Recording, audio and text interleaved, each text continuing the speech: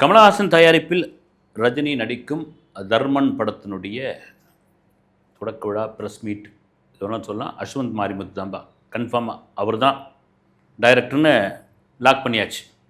அதை லாக் பண்ணியாச்சுன்னு முக்கியமாக சொல்கிறதுக்கான காரணம்னா ரஜினியே பேசியிருந்தார். முதல்ல இந்த ப்ராஜெக்ட் ரெடி ஆகுது. அது ரெடி ஆகிறதுக்கான காரணம் என்னென்னா, எல்லாருக்கும் தெரியும், ஒரு 40 வருஷத்துக்கு முன்னாடி நானும் கமலும் சேர்ந்து நடிச்சுக்கிட்டு இருந்தோம். அப்புறம் தனியாக பிரிஞ்சு வந்துட்டோம். பிரிஞ்சு வந்துட்டோம். அவர் ஒரு உச்சத்தை போயிட்டார், நான் ஒரு உச்சத்தை போயிட்டோம்.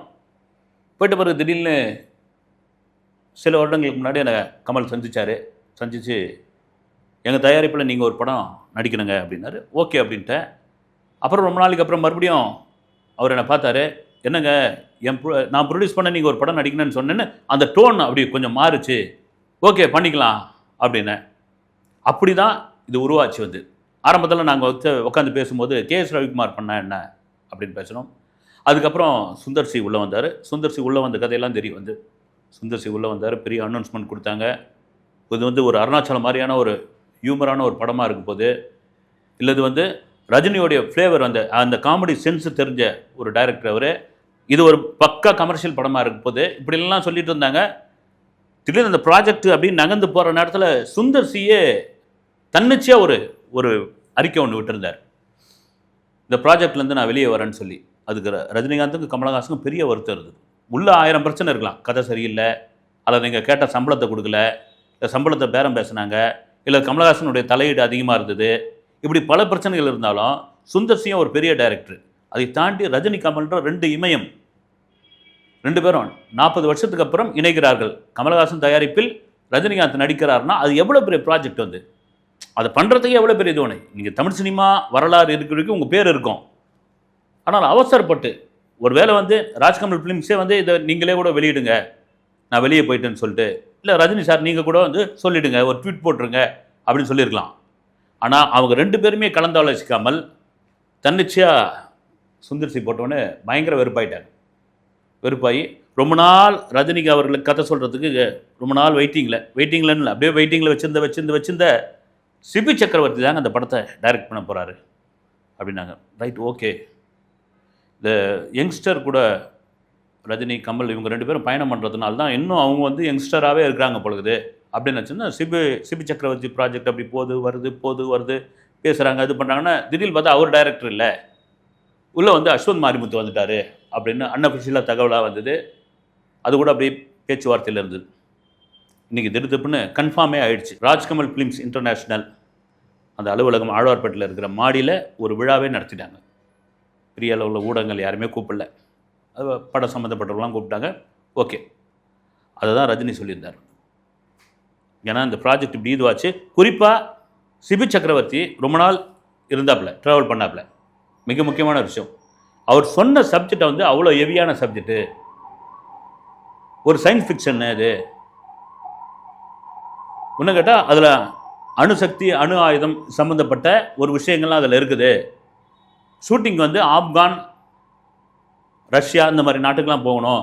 இது எப்படி சாத்தியப்படுமா, இதை கரெக்டாக பண்ண முடியுமா, இல்லை அவரால் பண்ண முடியுமா அப்படின்ற ஒரு சின்ன சந்தேகம் இருந்துக்கிட்டே இருந்தது. ஆனாலும் இந்த ப்ராஜெக்டில் அவர் இல்லை அப்படின்றார். எனக்குரிய ஒரு வளர்ந்து வர ஒரு இயக்குனர், அவருடைய எதிர்காலம் என்ன ஆகும் அப்படின்ற ஒரு கேள்வியே இருக்குது. நிச்சயமாங்க வந்து, ஏன்னா அஜித் படம் பண்ண போகிறேன்ட்டு ஊர் பூரா சொல்லிட்டு வந்தார் விக்னேஸ்வரன். எங்கே பார்த்தாலும் சொல்லிட்டு வந்தார். துணிவுக்கு பிறகு அஜித் படம் பண்ண போகிறேன், ஆனால் அஃபிஷியலாக அறிவிக்கலை. திடீர்னு பார்த்தீங்கன்னா அஜித் வந்து இல்லை, அவர் அந்த படம் ட்ராப்புங்க அப்படின்ட்டார். அதை சொல்லவே இல்லை. விக்னேஸ்வரன் கிடையாதுன்ட்டாங்க. நான் தான் முதல்ல அதை பிரேக் பண்ணேன்.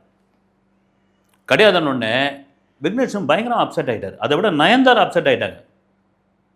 நயன்தாரா அஜித்தை சந்தித்து பேசிலாம் இருக்காங்க, கெஞ்சிலாம் இருக்காங்கன்ற மாதிரி தகவல்லாம் இருக்குது. வந்து ஏன்னா என்ன ஆகுன்னா, எப்போ உன்னை அஜித்தே வேணான்னு சொல்லிட்டாருன்னா, அப்போ இங்கே இருக்கிற சின்ன நடிகர்கள் கூட கால்ஷீட் தர மாட்டாங்க. சும்மா உட்காந்து வீட்டில் உட்காந்துருக்காங்கல்ல, அவங்க கூட கால்ஷீட் தர மாட்டாங்க. அதுதான் உண்மை.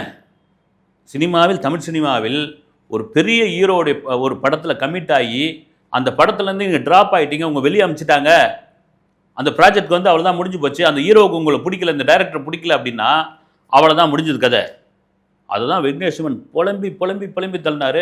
அவர் அடுத்த படம் பண்ணுறதுக்குள்ளே எவ்வளோ நாளே ஆயிடுச்சு பாருங்க. இப்போ சிபி சக்கரவர்த்திக்கு அந்த ப்ராப்ளம் கண்டிப்பாக உண்டு.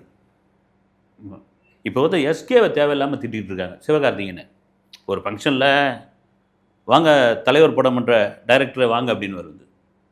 நல்லா அவர் ரஜினி படம் பண்ணுற ஒரு டைரக்டர்னு கூப்பிடல, தலைவர் படம் பண்ணுற டைரக்டரை வாங்க அப்படின்னு.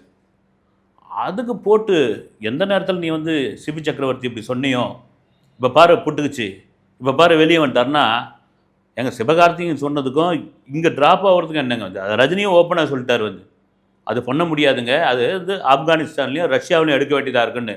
ஏன்னா ராஜ்கமல் ஃபிலிம்ஸ் இன்டர்நேஷ்னல் தான் இவங்க நினச்சா ஆப்கானிஸ்தானை செட்டே போட்டுடலாங்க. அப்படி செட்டு போட்டவர் தான் கமலஹாசன். விஸ்வரூபம் படத்திற்காக அந்த பயிற்சிலாம் எடுப்பார் இல்லைங்களா, அதெல்லாம் எங்கே எடுத்ததுன்னா சத்யபாமா காலேஜில் பின்பக்கம் இருக்கிற பெரிய இடத்துல செட்டு போட்டு எடுத்தது. அவரால் ஒரு ஆப்கானிஸ்தானையும் ரஷ்யாவையும் அசால்ட்டாக எடுத்துன்னு வர முடியும். அதை தாண்டி இன்றைக்கி வந்து க்ரீன் மேட் இருக்குது, என்ன வேணாலும் தொழில்நுட்பம் இருக்குது. ஆனால் ஏதோ ஒரு காரணம் சிபி சக்கரவர்த்தி வெளியே அனுப்பியாச்சு, அஸ்வின் மாரிமுத்து உள்ளே வந்தாச்சு. இதில் ரொம்ப முக்கியமான ஒரு விஷயம் ரஜினிகாந்த் பேசுனது தான். ஏன்னா இளமை ஊஞ்சல் ஆடுகிறது படம் ஸ்ரீதர் டைரக்ஷனு, என் கேரக்டரில் ஜெய்கணேஷ் நடிக்க வேண்டியது. ஜெய்கணேஷ் அப்போ பிஸி, நானும் தெலுங்கு கன்னடத்தில் பண்ணிக்கிட்டு இருக்கேன். சார் இந்த கேரக்டர் வந்து ரஜினி கரெக்டாக இருப்பார் அப்படின்னு ஸ்ரீதர்கிட்ட சொன்னேன். ஓகே அப்படின்ட்டார். ஓகேன்ட்டார். நான் உள்ளே வந்துட்டேன் கமல் சொன்னதுனால. வந்துட்ட உடனே ஒரு காட்சியில் கமலை வந்து அப்படி சிட்டிக்கு போட்டு கூப்பிட்ணும். உடனே ஸ்ரீதர் வந்து பயந்தார் வந்து, இல்லை அவர் எதனா தப்பாக நினச்சிக்க போகிறாரு அப்படின்னு. அதெல்லாம் ஒன்றும் இல்லை, நீங்கள் அவர் அது மாதிரி நடிக்கட்டும் அப்படின்னாரு வந்து. அப்போது ஒரு சீனில் படியிலேருந்து ரஜினி இறங்கி வருவார். இறங்கி வந்தவுடனே டெலிஃபோன் மணி அடிக்கும், லேண்ட்லைன் மணி. இறங்கி படியில் இறங்கினவர் அப்படியே ரிவர்ஸில் பின்னாடியே போவார். பின்னாடியே போய் அந்த லெஃப்ட்டில் எடுத்து அந்த அந்த ரிசீவரை ரைட்டில் மாற்றி பேசணும். ரிவர்ஸில் போனோடனே ஸ்ரீதர் பதறிட்டாராம். என்னங்க இது வந்து டெலிஃபோன் மணி அடிக்குதுன்னு நின்று திரும்பி மறுபடியும் படி ஏறி போய் வலது கையால் எடுத்து பேசுறது தானேங்கன்னா, இல்லை சார் இதை ரசிகர்கள் விரும்புவாங்கன்னு டென்ஷன் ஆகிட்டாராம். என்னங்க நீங்கள் ரசிகர்கள் விரும்புவாங்கன்ட்டு நீங்களா சொல்லிக்கிறீங்க? இல்லை சார் இதை ரசிகர்கள் விரும்புவாங்கன்னு அவர் வேறு மாதிரி எடுத்து பார்த்துருக்காரு வந்து. இல்லை இதுதான் கரெக்டாக இருக்குன்னு சொல்லி அடம் பிடிச்சி அதே போல் நடிச்சிருக்காரு ரஜினி. அதே போல் ஒரு பெரிய பணக்காரர் படத்தில் ஒரு பெரிய பிளாஸ்டிக் பேனா ஒன்று இருக்கும். அந்த பேனாவில் ஒரு செக்கில் கையெழுத்து பண்ணணும். பேனாவில் நம்ம எடுத்து அந்த முனையில் கையெழுத்து போடுவோம். அந்த சீன் பார்த்தீங்கன்னா தெரியும். அந்த பேனாவை உருவி இந்த முனையை பிடிச்சி பார்ப்பல ரஜினி அப்படி ஸ்டைலாக போடுவார். எங்கள் உலகத்தில் இப்படி யாரும் பேனாவில் கையெழுத்து போட மாட்டாங்க, இப்படி பிடிச்சி யாரும் போட மாட்டாங்க அப்படின்னா, சார் இதை ரசிகர்கள் விரும்புவாங்க அப்படின்னு ரஜினி சம்பந்தப்பட்ட காட்சிகளை விருப்பாகி போய் ஸ்ரீதர் என்ன பண்ணியிருக்காரு, தன்னுடைய உதவியாளரை எடுக்க சொல்லியிருக்காரு. அந்த உதவியாளர் பி வாசு அவர்கள். ஆனால் தான் பிற்காலத்தில் பி வாசு பணக்காரன், மன்னன், உடைப்பாளி, சந்திரமுகி இந்த மாதிரியான படங்கள்லாம் வந்து ரஜினியை வச்சு எடுத்தார். அங்கேருந்து தொடங்கின ஒரு விஷயம் தான். இந்த மாதிரி ஸ்டைலிஷான காட்சிகள் எல்லாம் ரஜினி அப்பயே கண்டுபிடிச்சிட்டார். பி வாசம் என் அசிஸ்டண்ட் எடுப்பார் போங்க அப்படின்ட்டு இது பண்ணியாச்சு. ஆனால் படம் வந்த பிறகு ரஜினியோடைய அந்த சீன்லாம் வரும்போது தியேட்டர் அப்ளாஸ் அடித்ததை வந்து ஸ்ரீதர் பார்த்துருக்காரு. உண்மையிலே இந்த நபர்கிட்ட ஏதோ ஒரு விஷயம் இருக்குதுன்னு சொல்லி தான் அதன் பிறகு அவர் வந்து துடிக்கும் கரங்கள் எடுத்தார் ரஜினியை வச்சு. ரஜினி வச்சு துடிக்கும் ஊட்டியிலே தான் அதனுடைய படப்பிடிப்பு. அப்போ ரஜினியோட ஒரு இன்டர்வியூவில் சொல்லியிருப்பார். 1982 டிசம்பர் 11 அன்னையோட ஷூட்டிங் முடியுது. மறுநாள் டிசம்பர் வந்து ரஜினியோட பிறந்த நாள். அவர் போய் ஹோட்டலில் போய் படுத்துட்டார். மறுநாள் வந்து மெட்ராஸ் போல, ஏன்னா அங்கே ஃபேன்ஸ் அதிகமாக வந்துருவாங்கிறதுக்காக வெளியூர் போகிறதா இருந்திருக்காரு. நைட்டு ஒரு 12 மணிக்கு கதவு தட்டுற சத்தம் கேட்குது. என்னன்ட்டு ரஜினி போய் கதவை திறந்தா அவருடைய மனைவி லதா ரஜினிகாந்த் அவர்கள், 2 மகள்கள், சின்ன சின்ன பசங்க.